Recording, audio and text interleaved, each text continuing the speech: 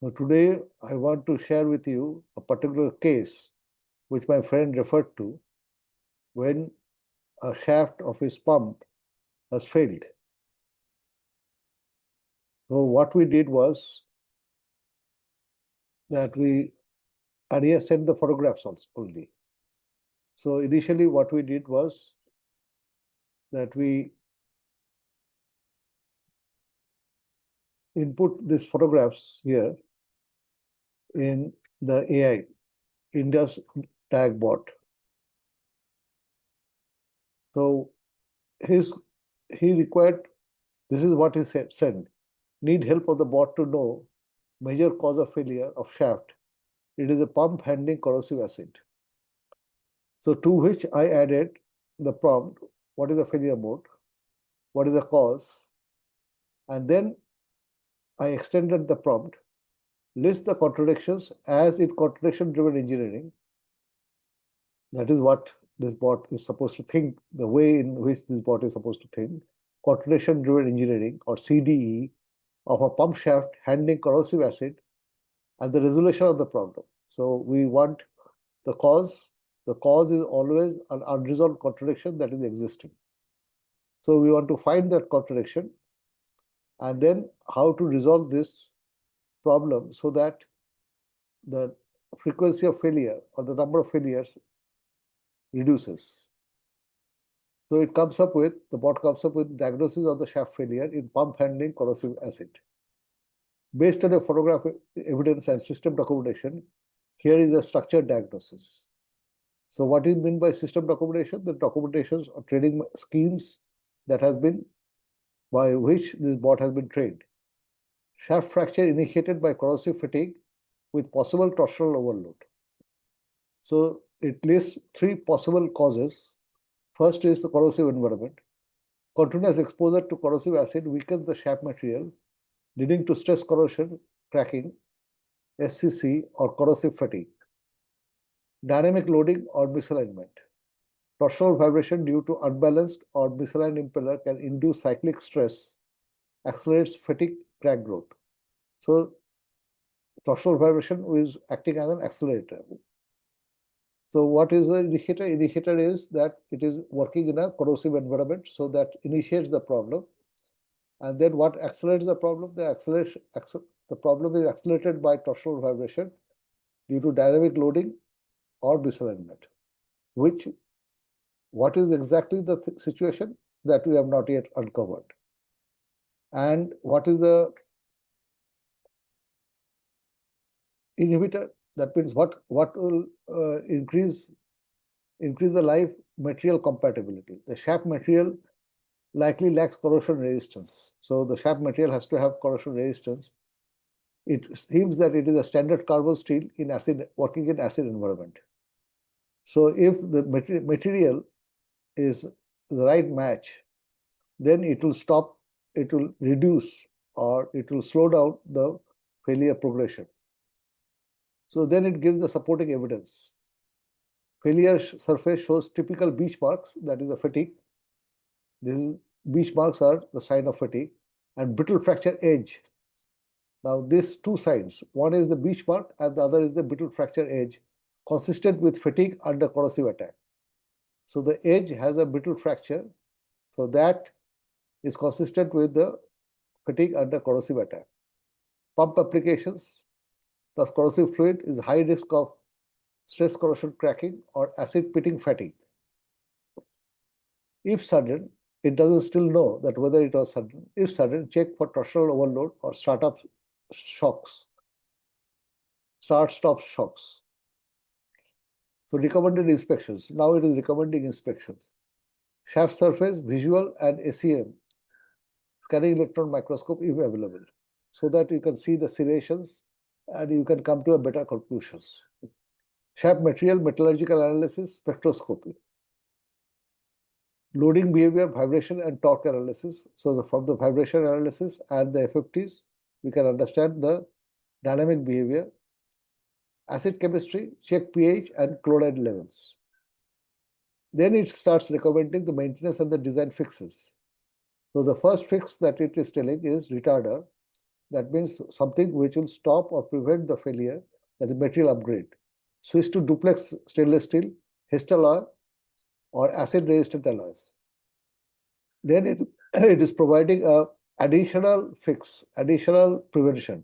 That is coating. It is recommending a coating, apply acid resistant polymer coating. Example, Teflon line shaft. Then it tries to deal with the dynamic thing, the torsional thing, the alignment check, precision alignment of pump motor coupling. Seal system, so that the acid vapors are stopped. Seal system improves sealing to minimize shaft exposure to acid vapor. Torsional damping, add coupling with damping properties. Okay, so these are the suggestions it is giving. Now what we prompted was that show us the contradictions that drove to this failure. So contradiction was stronger shaft versus corrosion resistance.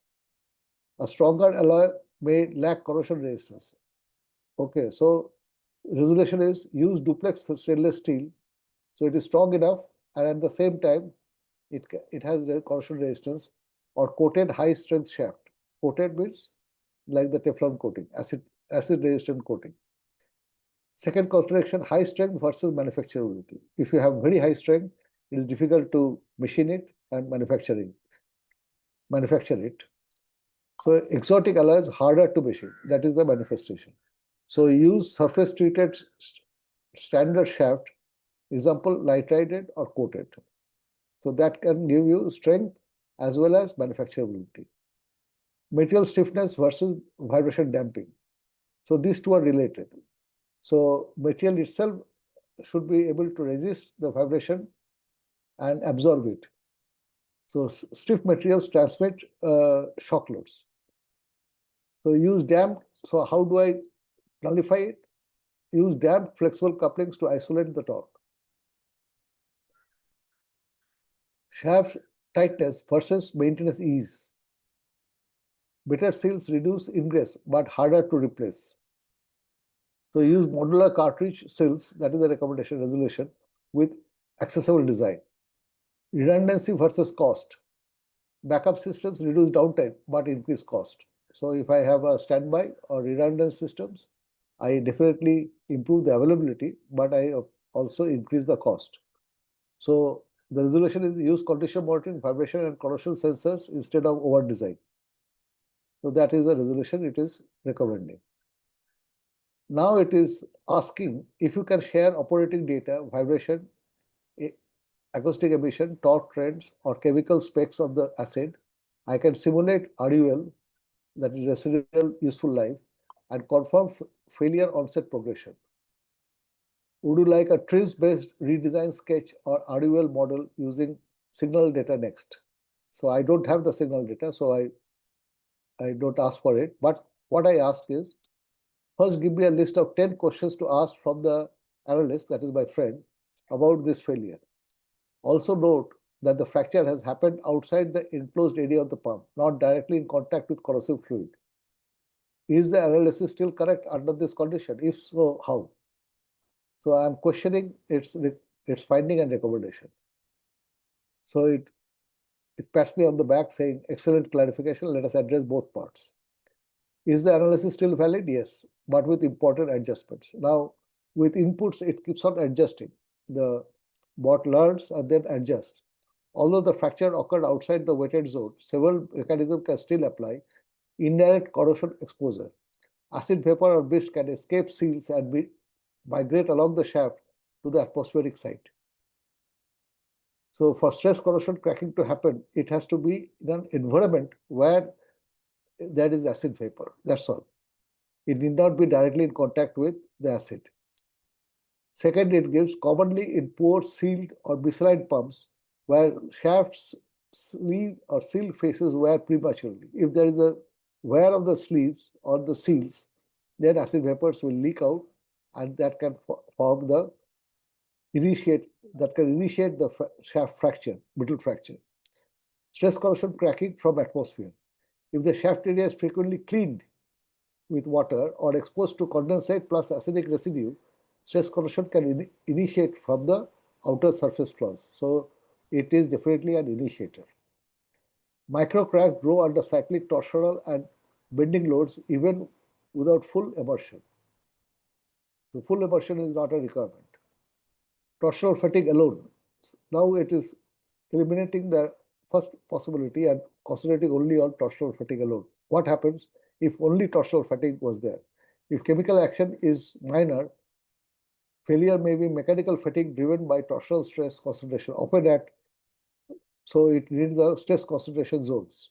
So what are these? Keyways, step transition, coupling junctions.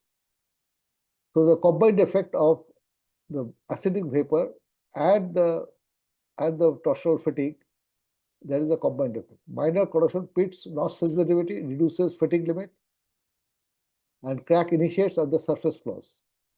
And mechanical torsional fatigue propagates the crack with fracture. But remember that I asked that give me 10 key diagnostic questions to ask the analyst or my friend. So it asks about seal condition. Was there any evidence of seal leakage or acid mist escaping from the pump casing near the shaft exit? It requires visual monitoring. Vibration history. Were there any high torsional or axial vibration events logged near the time of failure? So it is asking my friend to find out. Material specs. What is the exact metallurgy or hardness of the shaft? Was it tested post failure? So after the failure has happened, did the metallurgy change in any way? Did the phases change? Is the hardness drop? Previous surface condition. Was there any surface rusting, discoloration, or fretting observed near the fracture before the incident? Environmental exposure. Was the shaft any exposed to acidic vapor, washdowns, or open drainage systems where from where the acid vapors can come? So it is connecting it to the environment. Environmental exposure. Possible environmental exposure routes. Fracture origin location. Was the fracture initiated from a known stress concentrator like a keyway, fillet radius, or thread root? Shaft design review. Were there any geometric discontinuity, steps, shoulders near the breakpoint? Load analysis. What were the transient or peak load conditions? Was there any peak load condition, transient load condition, any abnormal start-stop events, flow surges, or cavitation? Were these accelerators present in the situation? That is what it is asking. Protective coating. Was the external shaft portion coated, passivated, or otherwise protected from the environment? Historical failures. Has this pump or sister units experienced similar shaft failures or degradation patterns? So it is asking for a history. Based on your answers to this, I can refine. So the bot can refine or based on more inputs. So it is asking for visual clues. It is asking for vibration analysis. It is asking for test results. I can refine the root cause logic tree and provide precise resolution plan or run a fitting model. It can do a fitting modeling also. Would you like a template to fill out or proceed with the fault tree? No, I didn't do that. I just copied the questions and posted it to my friend to find out. So next prompt I give, refine the root cause logic tree and provide precise resolution plan and run a fitting model. Would you like a template to fill this out? Record with fault tree, trees modeling. So I'm asking for trees modeling. Step 1. Pump shaft failure analyst input form. Shaft fracture location, example. So it is asking for details. So which the details are still not there. Let me know once it comes. But it has redefined the root cause logic tree. So the event is shaft fracture. So there are two possible routes. One is a corrosive fatigue. The other is a pure torsional fatigue. So if you go by the corrosion fatigue route, then acid vapor exposure, then acid migration post seal, then pitting of the surface flow, that is going to create the surface flow, the initiating points of the fracture, crack initiation and propagation. That is one route. The other route can be purely torsional fatigue, design stress rises like stress concentration zones like keyway fillet notch, high torque or startups. The pump is operating at high torque, or it is subjected to frequent stop starts, crack initiation, and fatigue failure. So this can be a root. The other possibility is that both together, combined way, it can accelerate the failure. Often both branches operate parallel. Slight corrosion accelerates fatigue in the stress zones. So one is helping the other to accelerate the fatigue crack. Precise resolution plan. So now it is giving a precise resolution plan. Material upgrade to duplex stainless steel or acid resistant coated alloy. Shaft geometry. Eliminate sharp shoulders or keyway stress risers. Apply fillet radius, stress groove, stress relief grooves. Sealing systems.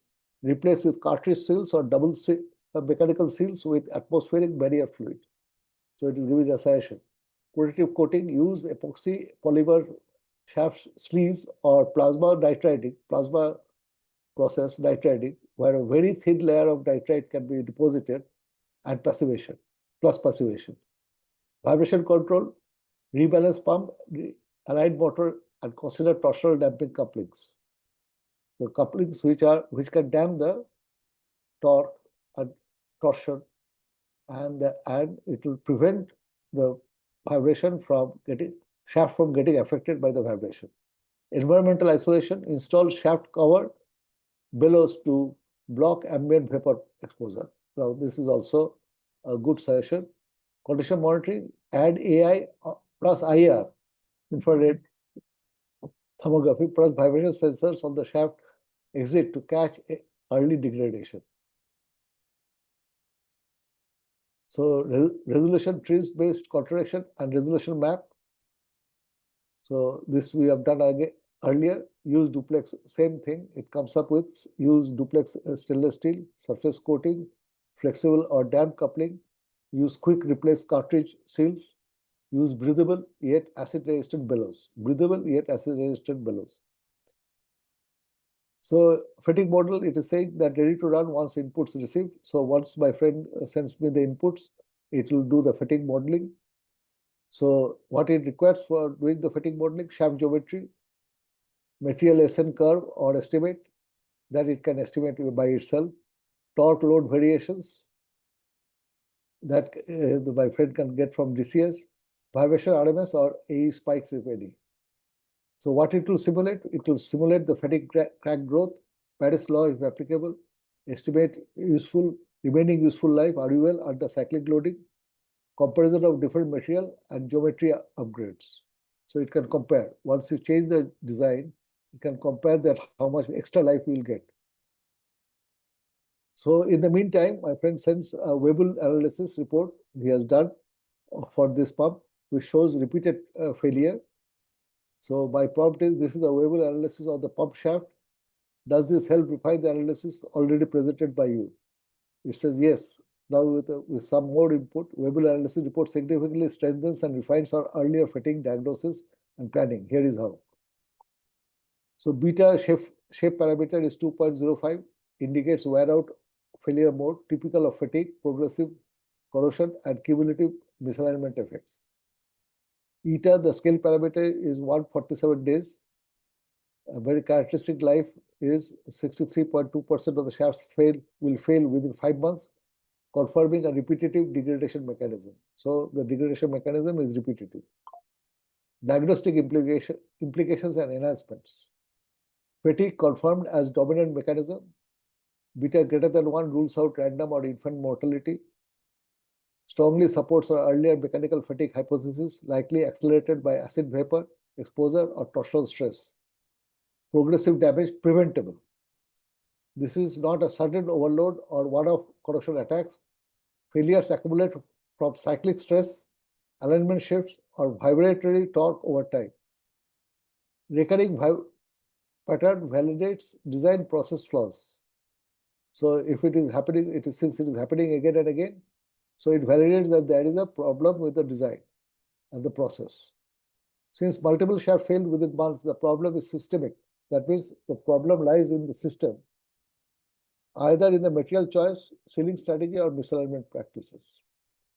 Failure modeling is now quantitatively grounded with with, with a characteristic life of 147 days and beta 2.05, we can fit this Weibull distribution into a probabilistic residual useful life model once load and geometry data are supplied. So it needs load and geometry data. So it now updates the resolution plan with maintenance strategy, vibration management, RDL estimation, seal and shaft housing audit, shaft redesign, material upgrade. So this is must. Next step is fatigue RDL calculation. So what I give a new prompt, update the fault tree and trees diagram with the probabilistic input. Now, since failures are never deterministic all the time, it is mostly probabilistic. So I am asking it with a new prompt, absolutely with the Weibull parameter and this. So it improves upon the fault tree probabilistic thing. So material weakness, stress concentration from the torsional side, corrosive side, seal efficiency, acid vapor. So it gives us all the possibilities that have accelerated the fatigue. So mechanical fatigue path is dominant, but environmental acid attack acts as a secondary amplifier or accelerator, especially if the seals and coatings fail. So it gives an updated resolution, updated solutions.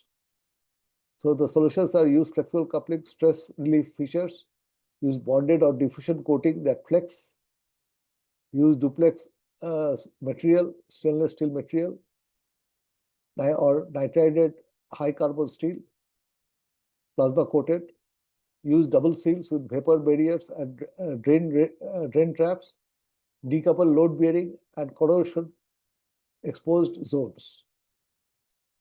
So it summarizes. That means you see this, that it is giving you a monitoring solution. It is amplifier mechanism. It is identifying what is amplifying it. And then fatigue timing and shaft fatigue. So next prompt I give is first build a fault evolution simulation for shaft condition over time. So it is, I am asking for a simulation, fault evolution, how the fault is evolving over time. So it comes up with 3 graphs, the fault evolution simulation, pump shaft. So it plots the probability rate of progress of the fault against the days. So as the number of days goes up, the fault progression also rapidly accelerates.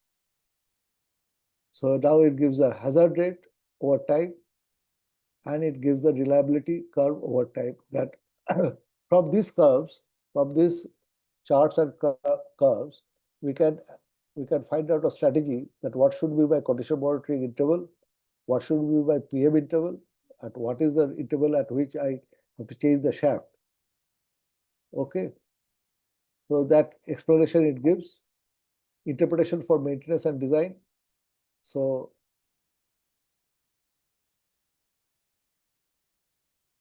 it is recommending a replacement at 100 days so that we don't cross the line and suffer a sudden failure. Indicates fatigue is dominant, must control vibration and stress risers. So these two are the causes, important causes, but we still don't have the data. Shift from reactive to reliability-centered maintenance. Enables digital twin or computational intelligence-based RUL tracker. So it is suggesting that we can predict the decay by when if you set up a digital twin. So next prompt I give, or shall we stimulate what if design improvements? Now there are many design improvements it has suggested. So what if design improvements? Higher eta from alloy changes, yes. So that is the prompt I have given. So it has simulated that if you change the current design, that is giving us 147 days. Upgraded alloy, if you use, it will give 200 days. Alloy plus geometry, if you give, it will give 250 days. Alloy plus geometry plus coating, it will give us 300 days. So which is practically twice the MTBF that we are getting now. So that is a summary. Current design baseline, 147 days. So reliability at 150 days is 37%. Improved alloy, if I just improve the alloy, it will give me 200 days and the reliability is 61% will survive. Alloy plus geometry optimization, if I do both, then it will give me still further more days, 250 days, and 70% reliability at 150 days. Alloy plus geometry plus coating plus damping, if I do all of the four, which it suggested, it will give me 300 days with 83% survival probability. Each upgrade pushes the reliability curve. Full upgrade design more than doubles the expected survival beyond 150 days. This supports a shift from the reactive maintenance to condition-based maintenance with extended PM intervals. So instead of 180 days, I can do the PM intervals at 210 days. So next prompt I give is quantify the expected RUL gain numerically. So what is the expected RUL gain? And the next prompt I give, what insights we gain which are normally not available in standard textbooks and machine design textbooks. So it lists the new knowledge that we have gained, failure dynamics. Textbooks list fatigue modes, but don't tie them to actual failure probability evolution. Okay, so this is a new thing that it has done. Probabilistic design thinking.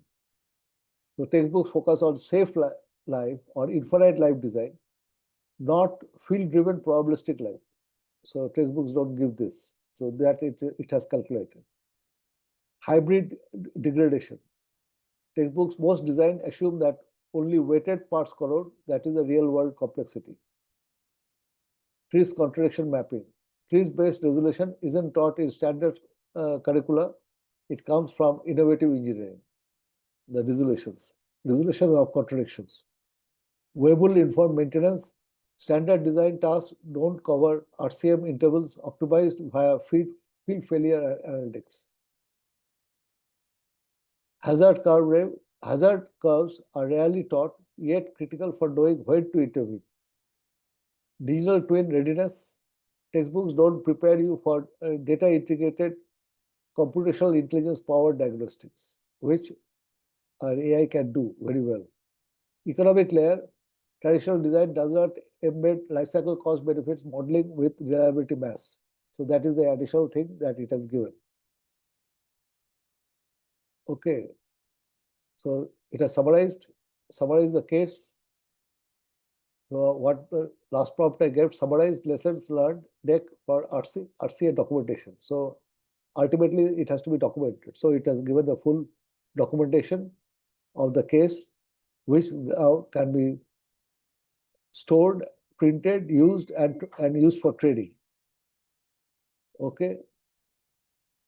So it gives us the root cause. It gives us beyond textbooks engineering insights. It gives us actionable corrective strategies and data-driven redesign. This is very important. Data-driven redesign and PM decisions. And in that hidden thing, data-driven redesign is it has also revealed the contradictions that the shaft is suffering from, and it is giving us solutions to resolve those contradictions. Now it is asking me whether I read a PowerPoint format or a handout PDF or integrated into a reliability knowledge base or CMS system. So this is a new knowledge. So whether I'd like to include that into the bot's knowledge base. So that depends on me. So you see that this is the case study I just discussed.